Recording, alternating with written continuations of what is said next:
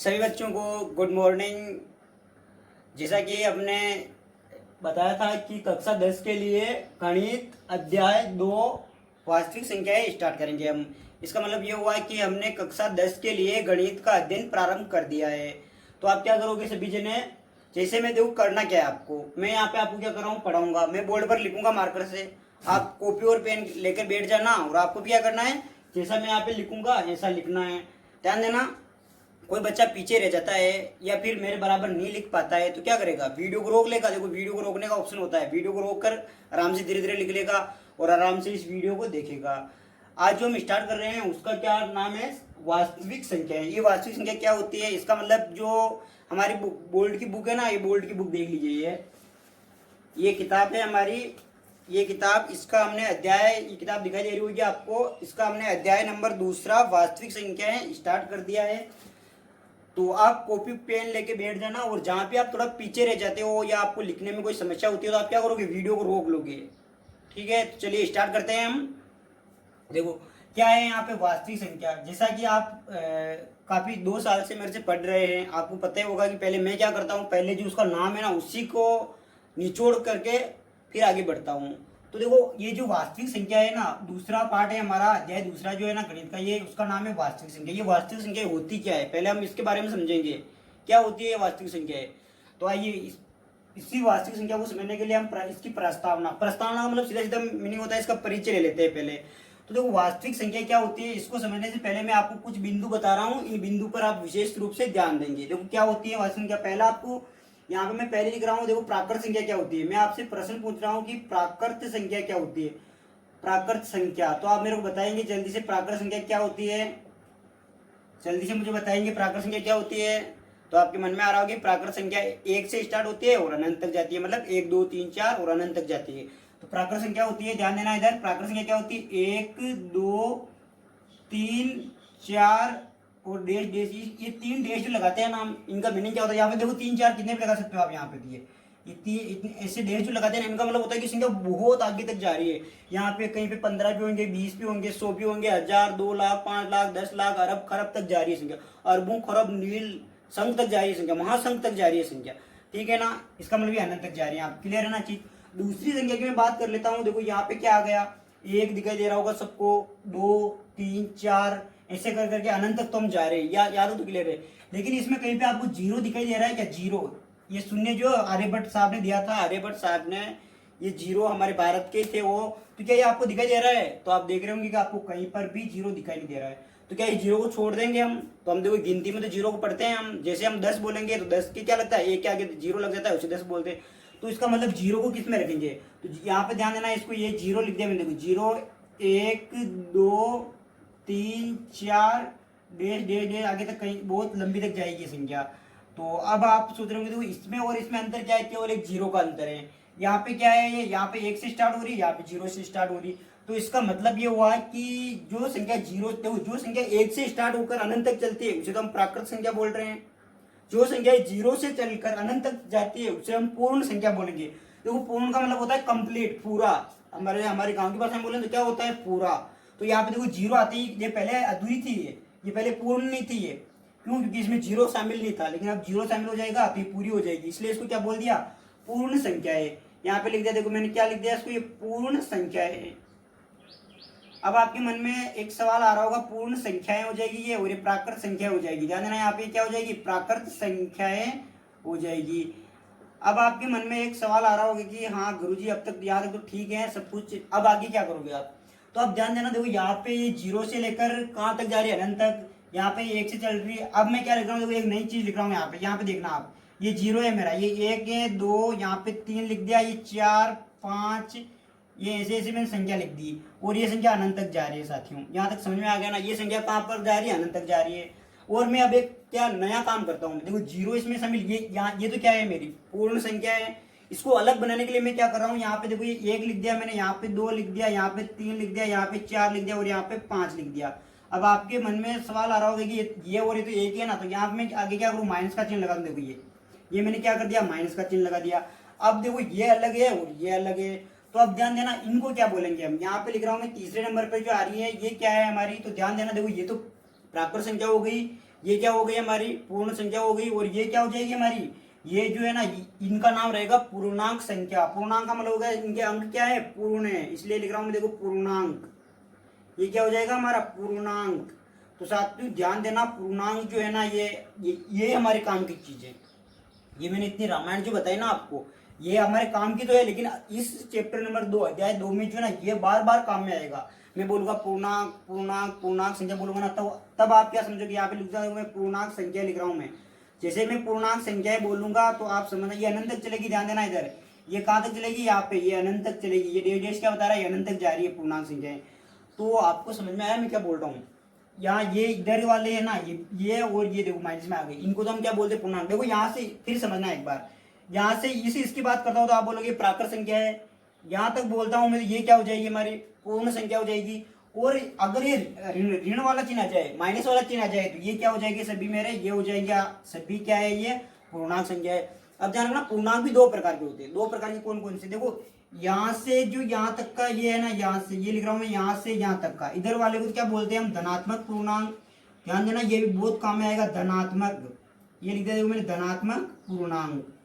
ये धनात्मक पूर्णांक है ना, बार बार ये आएगा हमारे काम में धनात्मक पूर्णांक। जब भी मैं धनात्मक पूर्णांक बोलूंगा ना तो आप समझना कि 1 2 3 4 प्लस वाली गिनती, ठीक है ना। और जब मैं बोलता हूँ ऋणात्मक पूर्णांक, जब मैं बोलता हूँ ऋणात्मक पूर्णांक तो आप क्या समझोगे, जैसे मैंने बोला ऋणात्मक पूर्णांक जिस बोलूंगा ना तो आप क्या समझोगे इसको, आप समझोगे कि -1 -2 -3 -4 -5 -10 20 माइनस, सब माइनस में आ जाएगी ऋणात्मक। देखो खुद नाम से पता चला, देखो इसके आगे ऋण लग रहा है इसलिए क्या हो गया ऋणात्मक पूर्णांक, इसके आगे धन लग रहा है इसलिए धनात्मक पूर्णांक हो गया। देखो धन दिखाई नहीं देता लेकिन प्लस का चिन्ह होता तो है ना। यहाँ तक क्लियर हुआ होगा। तो पूर्णांक ये चीज हमारे अभी बार बार काम में आएगी। देखो जब भी मैं पूर्णांक बोलूंगा तो आप क्या समझोगे, पूर्णांक का मतलब होगा कि 0 1 2 3 4 5 और उधर 6 7 8 तक जा रही है, आगे अनंत तक जा रही है, उधर ये पे यहाँ तक चीज क्लियर हुई कि नहीं हुई बताओ, क्लियर हुई होगी। अब ध्यान आगे एक चीज और आती है, चौथे नंबर पे मैं लिख दूं क्या, परिमेय संख्या। ये देखो मैं क्यों पढ़ा रहा हूँ, ये अभी इसकी वजह पता चली जाएगी आपको। परिमेय संख्या, अब परिमेय संख्या क्या होती होगी आप ये सोच रहे होंगे। देखो परिमेय संख्या, परिमेय संख्या क्या होती है, ध्यान देना इधर, ऐसी संख्या है जिसे हम p/q के रूप में लिख सकते हैं जहां क्या हो q 0 नहीं होना चाहिए और p और q क्या होना चाहिए, देखो p और q क्या होना चाहिए, पूर्णांक होने चाहिए। अब समझ में आ गया ना पूर्णांक, देखो वापस यहाँ पे शब्द आ गया पूर्णांक। मैं बोल रहा हूँ p और q क्या होना चाहिए, पूर्णांक होना चाहिए। तो इसका मतलब आपको समझ में आ जाना चाहिए p और q ये हो सकता है 0 हो सकता है, 1 2 3 -1 2 3 ऐसे हो सकता है। तो पूर्णांक का मतलब समझ में आ गया। अब एक अगली और आती है हमारे क्या, परिमेय संख्या, अपरिमेय संख्या। यहाँ पे लग जाएगा, देखो अपरिमेय संख्याएं और होती है, ये लिख दिया मैंने अपरिमेय संख्याएं, अपरिमेय संख्याएं लिख दिया मैंने। तो अब आपके मन में सवाल आ रहा होगा कि ये अपरिमेय संख्या क्या होती है। तो ध्यान देना अपरिमेय संख्या क्या होती है। देखो परिमेय संख्या क्या होती है, जिसे p/q के रूप में लिख सकते हैं, उसे तो क्या बोल रहे हैं हम, परिमेय संख्या है। तो ऐसी संख्या इसे p/q के रूप में नहीं लिख सकते हैं, उन्हें अपरिमेय बोलते हैं। यानी कि मैं लिखता हूँ जो संख्या परिमेय नहीं होती है वो अपरिमेय होती है। जो संख्या परिमेय नहीं होती है, परिमेय नहीं होती है वो क्या होती है, अपरिमेय होती है। यहाँ तक क्लियर हुआ होगा आपके।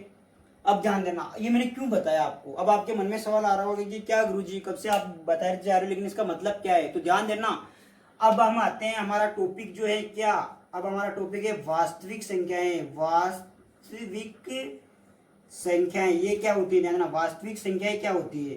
तो ये जो हमारा देखो पाठ का नाम है और ये पाठ का नाम तक ही मैं पहुंचाने के लिए मेरे को इतनी मेहनत करनी पड़ी। तो ध्यान देना प्राकृत संख्या, पूर्ण संख्या, पूर्णांक संख्या, परिमेय संख्या, अपरिमेय संख्या, इन पांचों को मिला देना, इन पांचों को मिला दे तो हमारी आती है वास्तविक संख्या। मतलब कि इन पांचों को हम अलग अलग ना बोल के एक ही नाम से जाना चाहिए। जैसे कि इतनी सारी संख्या आ गई, देखो ये सारी संख्या आ गई ना, तो इन सबको मिलाकर एक नाम दिया, क्या दिया, ये दिया हमने वास्तविक संख्या। तो वास्तविक संख्या आपको समझ में आई क्या होती है। वास्तविक संख्या में आ जाएगी, देखो क्या क्या आ जाएगी, प्राकृत संख्या पे आ जाएगी, वास्तविक संख्या में प्राकृत संख्या पे आ जाएगी, पूर्ण संख्या पे आ जाएगी, पूर्णांक पे आ जाएगी और परिमेय पे आ जाएगी।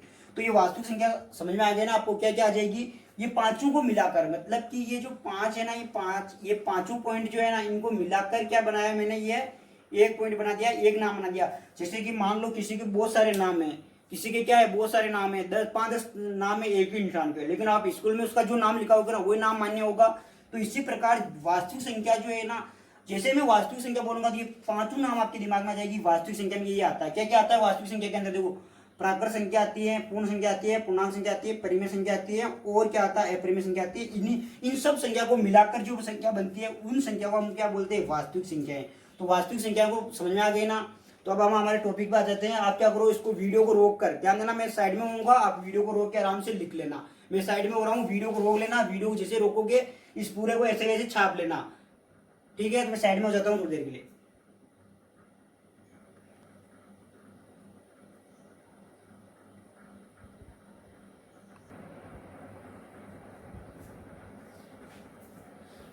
तो जिसके भी बाकी रह गया होगा ना, वो पहले मैंने बोर्ड पे लिखा था, वो बाकी रह गया होगा तो एक बार पीछे लो, ध्यान देना। इधर आप इधर वाली साइड पे क्या करो, 2 बार ऐसे क्लिक करो तो वीडियो पीछे चला जाएगा। तो आप क्या कर सकते हो, या फिर नीचे वाली लाल पट्टी चलती है ना, उससे थोड़ा पीछे लेकर क्या करोगे आप, जो किसी के छूट गया हो तो वीडियो को रोक के लिखना सबसे बेस्ट रहता है। मैं बोलता हूँ ना, मैं साइड में हो जाता हूँ, तब तो आप वीडियो को रोक लेना वहीं पे और आराम से लिख के फिर वीडियो को चालू करना। तो अब हमारे टॉपिक पे आ ही गया। देखो ध्यान देना, हम अध्याय 2 कर रहे हैं। अध्याय 2 का जो पहला तो हमने प्रस्तावना कर लिया, दूसरा पॉइंट जो आता है वो आता है क्या, यूक्लिड विभाजन प्रमेय। तो यूक्लिड विभाजन प्रमेय को हम क्या बोलते हैं, इसको कलन विधि भी कहते हैं। देखो या तो 2 नाम है, इसका नाम बहुत टफ, ये लंबा बहुत होगा। देखो यूक्लिड विभाजन प्रमेय, इसलिए इसको आप शॉर्ट में क्या बोल सकते हो, इसको कलन विधि बोल सकते हो। जैसा कि आपको किसी को बोलना है तेरे को कलन विधि आती है क्या, तो वो क्या समझेगा, वो ये समझेगा कि क्या यूक्लिड विभाजन प्रमेय की बात हो रही है यहाँ पे। यहाँ तक तो क्लियर हो गया होगा। अब जो मैंने आपको बताया ना, वही चीज यहाँ पे काम में आने वाली है। देखो तो प्रमेय का पहले मैं क्या बता देता हूँ। अच्छा पहले तो मैं यहाँ पे क्या लिख रहा हूँ, प्रमेय का कथन लिख रहा हूँ। प्रमेय का जो कथन है ना वो लिख रहा हूँ मैं। क्या है इसका कथन, प्रमेय का यूक्लिड विभाजन प्रमेय का जो कथन है ना वो ये है। देखो क्या, ध्यान से सुनना इसको। यदि यहाँ पे लिख रहा हूँ मैं, यदि 2 धनात्मक पूर्णांक, देखो यदि 2, यहाँ पे लिख रहा हूँ मैं, यदि 2 धनात्मक पूर्णांक, ये लिखा मैंने देखो धनात्मक। अब धनात्मक पूर्णांक का मतलब आप समझे कि नहीं समझे, मेरे को पहले तो ये बता दो आप। देखो पहले मैंने बताया था कि धनात्मक में, इसलिए तो मैंने पहले वाला वो इतना बड़ा बोल्ड जो भरा ना, वो किस लिए भरा था, मेरे लिए थोड़ी भरा, मैंने आपके लिए भरा था।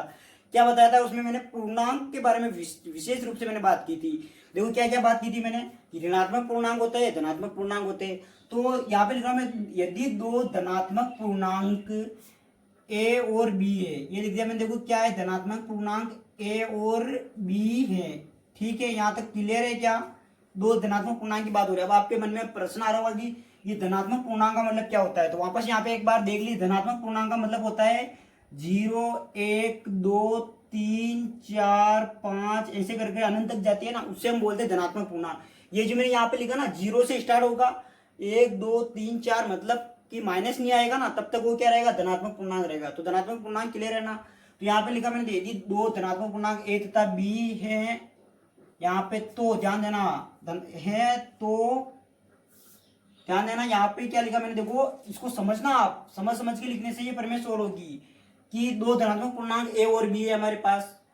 और अब क्या आ जाएगा हमारे पास, तो यहाँ पे ध्यान देना, क्यू एवं लिख देता हूं मैं, क्यू एवं आर जो है ना अद्वितीय, इसको समझना बहुत जरूरी है हमारे। अद्वितीय पूर्णांक है, अद्वितीय पूर्णांक यहाँ पे लिख रहा है। देखो अद्वितीय पूर्णांक इस प्रकार है, इस प्रकार है। अब आप टेंशन में आ गए होंगे कि साहब ये नई बीमारी कौन सी आ गई, अद्वितीय वाली। तो अद्वितीय पूर्णांक ऐसे पूर्णांक को कहते हैं, जैसे कि मान लो यहाँ पे समझना इस चीज को, यहीं पे बता दूं मैं आपको, क्यू और आर की बात कर रहा है। ये क्या है, क्यू है और ये आर है। तो ये बोल रहा है क्यू और आर क्या है, अद्वितीय पूर्णांक है। आपने बताया कि देखो मैंने धनात्मक पूर्णांक आपको बता दिया, ऋणात्मक पूर्णांक बता दिया, लेकिन अद्वितीय पूर्णांक मैंने आपको नहीं बताया। तो समझ लेना अद्वितीय पूर्णांक क्या होता है। अगर क्यू का मान 1 है तो आर का मान कभी भी किसी भी हालत में 1 हो ही नहीं सकता, इसे बोलते हैं हम अद्वितीय। अद्वितीय का मतलब होता है कि इसका आर का मान 0 होगा तो ये अद्वितीय हो गया, मतलब कि इन दोनों का मान एक जैसा नहीं हो सकता कभी भी। आर में मेरी बात सुनना, मैं क्या बोल रहा हूँ, क्यू और आर का जो मान है ना कभी भी एक जैसा नहीं हो सकता। इसका मान क्या होगा, अलग अलग होगा। मतलब अगर इसका मान मान लो 5 है तो इसका मान 1 हो सकता है, इसका मान 5 है या 6 ले लेते हैं, चलो इसका मान 6 है तो इसका मान कभी भी 6 नहीं हो सकता। समझ में आ रही ना, इससे अद्वितीय बोलते हैं। इसका मान क्या हो सकता है, 6 के अलावा कुछ भी हो सकता है। तो अद्वितीय मतलब भी आपको समझ में आ गया होगा, इसी में उम्मीद करता हूँ आपसे। तो अब ध्यान देना है, तो इस प्रकार है, किस प्रकार है देखो यहाँ पे लिखता हूं मैं। ए बराबर जो हो जाएगा ना, ए बराबर होता है मेरा बी क्यू प्लस आर। अब ये जो है ना, ये है यूक्लिड विभाजन प्रमेय। इसी को हम क्या बोलते हैं, इसी को हम बोलते हैं कलन विधि भी बोलते हैं। तो ये आप बोल रहे हो कि साहब ये क्या आया, तो ये ध्यान रखना, ये यूक्लिड विभाजन प्रमेय का सूत्र आ गया। ये समझ में आया ना, गणित में सूत्र ही चलते हैं।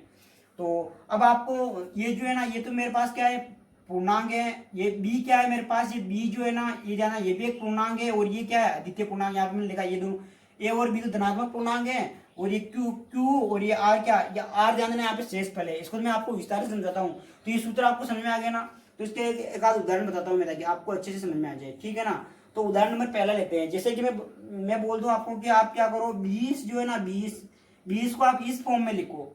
मतलब 20 जो है ना, इसको आप ये लिखो। देखो ए का मान तो कितना हो गया मेरे पास, 20 हो गया। चिन्ह किसका है, बराबर का, तो बराबर लगा दिया।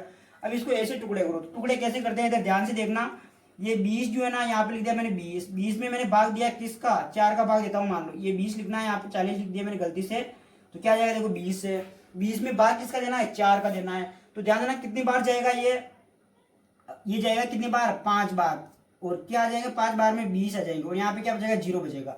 तो बताओ भाग तो सबको देना आता होगा ना, तो ऐसे भाग देना है। तो अब ध्यान रखना, ये चीज क्या बताती है, देखो आप क्या करो पहले तो, कि यहाँ पे b का मान क्या हो जाएगा, b का मान तो हो जाएगा हमारे पास क्या, ध्यान देना यहाँ पे जो ये आ रही है हमारी चीज, 4 गुणा 5 लिख सकता हूँ मैं, प्लस 0 ये बन जाएगी।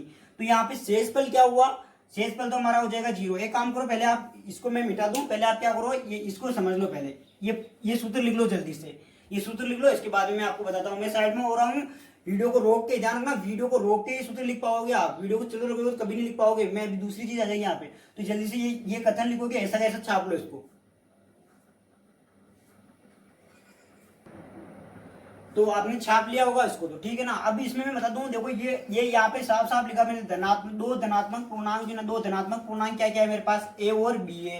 तो a और b तो क्या हो गए, धनात्मक पूर्णांक। अब आपके मन में सवाल ये उठ रहा होगा कि ये a और b तो दो धनात्मक पूर्णांक है, तो ये q और r क्या है। तो ध्यान देना, q हमारा यहाँ पे क्या है, यहाँ पे लिखना q भागफल है। ये लिख दिया मैंने, q क्या है, भागफल है। अब आप सोच रहे होंगे तो यहाँ पे r क्या है, तो r क्या हमारा शेषफल है। अच्छा ये तो आप जानते हो ना, भागफल क्या होता है और शेषफल क्या होता है। जो शेषफल जो आता है ना, ये ध्यान देना क्या होता है। इसको मैं यहाँ पे एक डायग्राम बना के बता दूं आपको। देखो ये यहाँ पे बना रहा हूं मैं, इधर ध्यान देना। यहाँ पे जो ये आता है ना, इसको तो हम बोलते हैं क्या, भागफल। यहाँ पे लिख रहा हूँ, देखो ये तो होता है हमारा भाग का फल, ये तो हो गया भागफल। यहाँ पे नीचे जो आता है इसको बोलते हैं हम शेषफल, ये लिख दिया मैंने शेषफल। और यहाँ पे होता है कौन, ध्यान देना, ये होती है, ये चीजें आपके क्लियर हो जाएगी। वो तो अभी काम के लिए फोकट में कंफ्यूज होंगे आप। तो ये दोनों चीजें आप याद रखना, ये डायग्राम याद रखना, ठीक है। तो अब क्या आ जाएगा, देखो इसका मतलब ये हुआ है कि मैं क्या लिख रहा हूँ, देखो ये मेरा 20 दिया हुआ है यहाँ पे, तो मैंने ये 20 लिख दिया, 20 लिख दिया। और यहाँ पे मैं एक चीज लिख रहा हूँ, क्या, ये लिख दिया मैंने 4। इसका मतलब आप समझते हो ना कि 20 में 4 का भाग देना है। तो मैं भाग देता हूँ, तो कितनी बार जाएगा भाग, बताओ। तो भाग जा रहा है, देखो कितनी बार जा रहा है, तो 5 बार जा रहा है। 5 बार में कितने आ गए, 20 आ गए। 20 में से 20 को घटाएंगे तो क्या आ जाएगा, 0 आ जाएगा मेरा। तो मेरा शेषफल क्या हुआ, देखो इससे और इसकी तुलना करो, तो मेरा शेषफल तो क्या हुआ आप बता दोगे। देखो यहाँ पे क्या है, शेषफल तो हो गया 0। यहाँ पे क्या है, ये भागफल है, देखो ये भागफल। तो भागफल क्या हो जाएगा, 5। और ये किसका मान होता है, ये मान हो जाएगा हमारा किसका, यहाँ पे b का मान हो जाएगा ये। तो अब ध्यान रखना, देखो मैं यहाँ पे रखता हूँ, b का मान कितना आ रहा है मेरे पास, 4 आ रहा है। और ये q का मान कितना, देखो q जो है ना, ये क्या हो जाएगा मेरा, q का मान हो जाएगा। और ये किसका मान हो जाएगा, ये r का मान हो जाएगा। तो देखो ध्यान से देखना इसको, मेरे को b का मान कितना आ गया, मेरे यहाँ पे लिख रहा हूँ, देखो मैं सही लिख दूं इसको। b जो है ना, b कितना आ रहा है मेरा, 4 आ रहा है। q का मान कितना आ रहा है, 5। तो मैं q का मान क्या कर दूं, 5 रख दूं। और चिन्ह किसका है, यहाँ पे प्लस का है, तो मैंने प्लस लगा दिया। और r का मान कितना आ रहा है, 0 आ रहा है, 0 रख दिया मैंने। अब एक उदाहरण और देख लो, ताकि आपको अच्छे समझ में आ जाए। उदाहरण नंबर ये जो है ना, ये और देख लो आप उदाहरण। जैसे मैं यहाँ पे 17 ले लेता हूँ, 17 लेता हूँ ना, तो इसमें क्या होता है, देखो आप खुद भाग देके मेरे को बताओ, ऐसे करके सोल्व करके। तो आप सोच रहे होंगे कि सर 17 में भाग किसका देना है, किसी का भी दे लो, आपकी इच्छा हो जिसका दे लो। यहाँ पे ध्यान देना, मैं क्या करता हूँ, मैं भाग लेता हूँ 17 में किसका, मान लो 6 का दे लेता हूँ, मैं 6 का दे लूँ। तो अब देखना 17 में भाग किसका, इसमें भाग देना, कितनी बार जाएगा, देखो 6 एकम 6, 6 दूनी 12, 6 3 18 हो जाएंगे। तो बताओ ज्यादा हो गए, हुए कि नहीं हुए, तो हमें कम में रहना है। तो कितना आ जाएगा, देखो 6 एकम 6, 6 दूनी 12। तो यहाँ पे कितना, ये 6 दूनी 12 आ जाएगा। तो ये 6 दूनी 12 कर दिया। और ये भाग का जो नियम होता है उसी के हिसाब से बच्चे कितने हमारे, 5। तो अब फिर से ध्यान देना, b का मान कितना हुआ, ये जो होता है ना, ये होता है b का मान। ये जो होता है ये किसका होता है, ये q का मान होता है। ये किसका मान होता है, ये होता है r का मान। r का मतलब क्या होता है, शेषफल। q का मतलब क्या होता है, भागफल। तो वैसे आपको इतनी नवरी बातें याद रखनी नहीं, आपको ये करेक्ट बातें ये याद रखनी है। तो अब बताओ मेरे को, देखो यहाँ पे देखो b का मान क्या है मेरे पास। तो b का मान मैंने देखा 6 है, ये रख दिया मैंने 6। ध्यान ना, ये दोनों बराबर होंगे। देखो 5 को मैं 4 को 5 से गुणा करूंगा तो 20 आएगा, नहीं आएगा, 20 के बराबर है, 0 जोड़ोगे 20 आ जाएगा। मतलब कि इधर वाला और दायां पक्ष बराबर बायां पक्ष होगा ही होगा इसमें, ठीक है। तो अब इसको वापस देखना, क्यू का मान क्या आ रहा है मेरे पास, क्यू का मान जो आ रहा है ना 2 आ रहा है, चिन्ह किसका है, प्लस का है। आर का मान कितना आ रहा है, आर का मान 5 आ रहा है। अब आप इसको गुणा करके देख लो, 6 एकम 6, 6 दूनी 12 हो गए। देखो 6 दूनी कितने होते हैं, 12, और 12 में आप 5 जोड़ोगे 17 आते हैं, तो मतलब 17 17 के बराबर है कि नहीं है। तो साहब ये हुई हमारी क्या, यूक्लिड विभाजन प्रमेय। अब मैं उदाहरण नंबर पहला देखता हूँ, उससे पहले आप वीडियो को फिर से सुन लेना, वीडियो को रोक कर ही लिखना, ठीक है ना। तो वीडियो को जल्दी से रोक कर ये उदाहरण जो मैंने लिखवाया है और ये वाली चीज लिख लो, फिर मैं इसको मिटा दूंगा, ध्यान रखना। इसको मैं मिटा के उदाहरण नंबर पहला लिखूंगा, और उदाहरण नंबर पहला करते हैं। तो इसको आप जल्दी से वीडियो को रोक के छाप लो ऐसा ऐसा।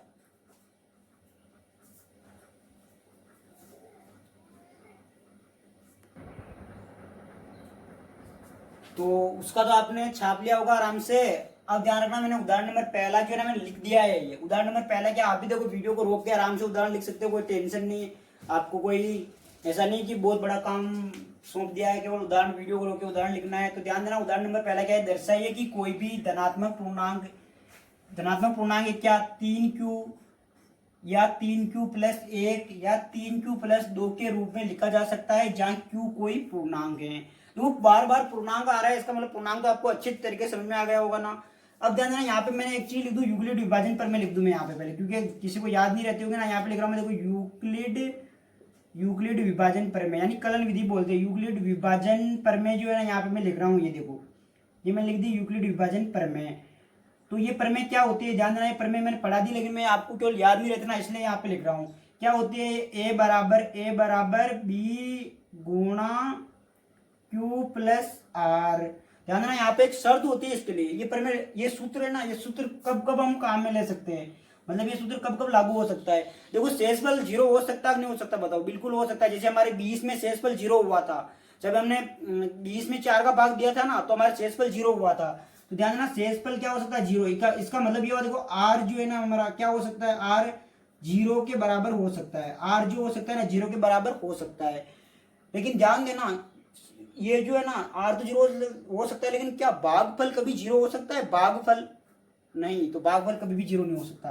तो इसका मतलब ध्यान देना, क्यू क्या होगा, यहाँ पे क्यू 0 नहीं हो सकता। और यहाँ पे ये शर्त होती है, मैं आपको डायरेक्ट बता दूं, देखो क्यू क्या होगा, ये वाली शर्त होती है। देखो ये ऐसा चिन्ह जो लगता है ना, इस चिन्ह का मतलब होता है 0 से आर क्या है, बड़ा है। तो सीधी सी बात है, शेषफल जो रहता है ना वो 0 से बड़ा ही रहेगा। शेषफल जो है ना वो 0 से बड़ा ही रहेगा। तो ध्यान देना, ये चिन्ह है, ये किसका है, ये बड़ा का चिन्ह होता है। ध्यान रखना, जिसको याद नहीं है तो लिख लेते हैं हम, छोटा और बड़ा होता है, तो ये बड़ा का चिन्ह होता है। देखो जिसका, इसको याद कैसे रखेंगे, जिसका मुंह बड़ा वो क्या है, वो बड़ा हो, जिसका मुंह छोटा वो छोटा। तो बताओ इसका, देखो ये इसका तो इतना बड़ा मुंह है, ये देखो इसका तो इतना बड़ा मुंह है, तो आर तो बड़ा हो जाएगा। और देखो इसका मुंह छोटा सा है, तो क्या हो जाएगा, ये छोटा सा मुंह वाला है ना, तो ये क्या हो जाएगा, छोटा।